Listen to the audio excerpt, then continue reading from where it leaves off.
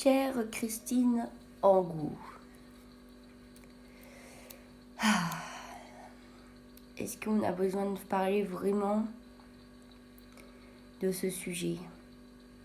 Je crois que oui, parce que là, vos paroles ont dépassé les limites de l'entendable.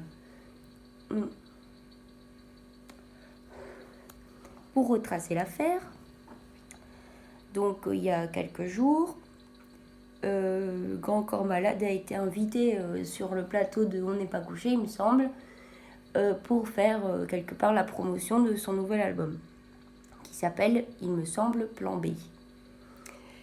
Dans les autres intervenants, il y avait Madame Christine Angot, qui est romancière, donc supposée être artiste, d'accord. Et qui a quand même eu le prix France Culture en 2005.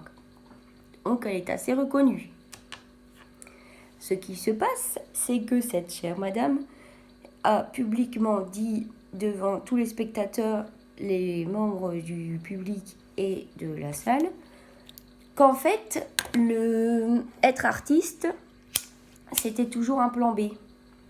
Et que, à défaut de ne pas pouvoir être avocat, ou médecin, ou salarié en tout genre, on devenait artiste. Et c'est extrêmement grave parce qu'en fait, j'ai regardé donc une grosse partie de l'extrait de cette émission, au moins un quart d'heure en tout. Donc pas juste sa réplique culte qui circule partout, mais en fait, il n'y a personne qui réagit vraiment à ça. Et Grand Corps Malade lui-même limite acquiesce ce qu'elle dit. Sauf que faut arrêter de déconner un moment. D'où tous les artistes sont devenus artistes par dépit. Enfin, je veux dire, c'est complètement n'importe quoi.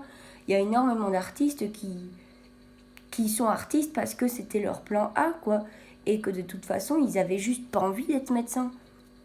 Ou d'être autre chose. Enfin, il y a un moment, faut arrêter la déconnade. Pour ma part, j'ai jamais voulu être autre chose qu'artiste. Depuis que je suis née, j'ai toujours voulu travailler dans l'artistique, faire un métier artistique. Et pour cause, je me suis même jamais dirigée vers des études qui étaient autres que celles-là. J'ai même pas essayé de faire une école de droit ou quoi que ce soit d'autre. Donc ça prouve bien quand même que si c'est mon cas à moi, ça doit être le cas de millions d'autres artistes ou artistes en devenir. Et en fait, cette affaire-là souligne juste le fait que l'art n'a aucune considération.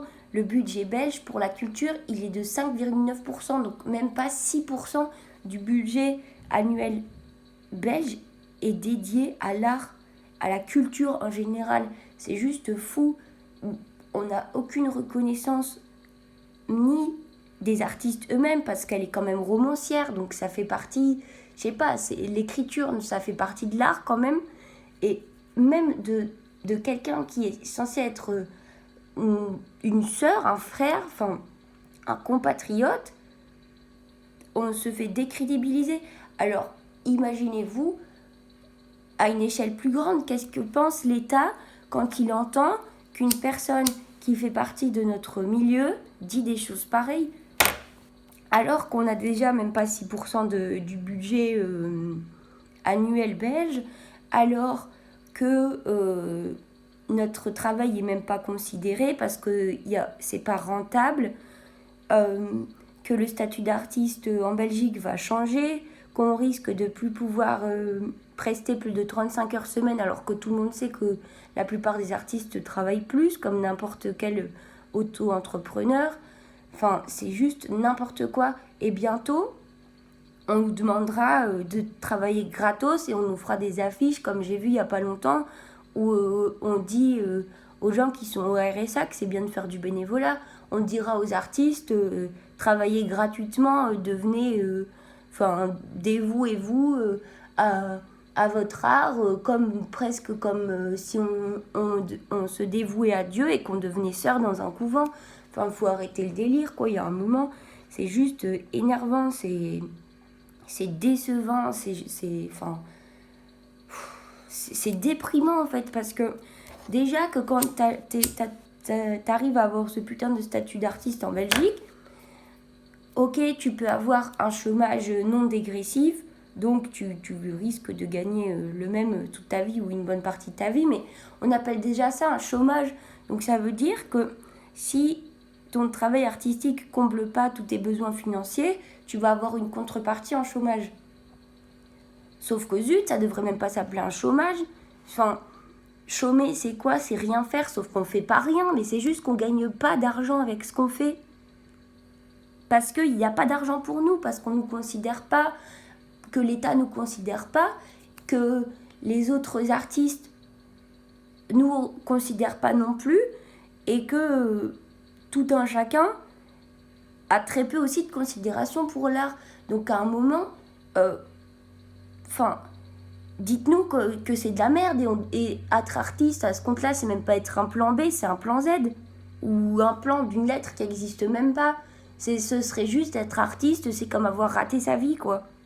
Mais zut, est-ce que vous iriez dire à Van Gogh qu'il a raté sa vie, à Picasso, à Patrick Modiano, à Shakespeare, il a raté sa vie peut-être? Non, donc...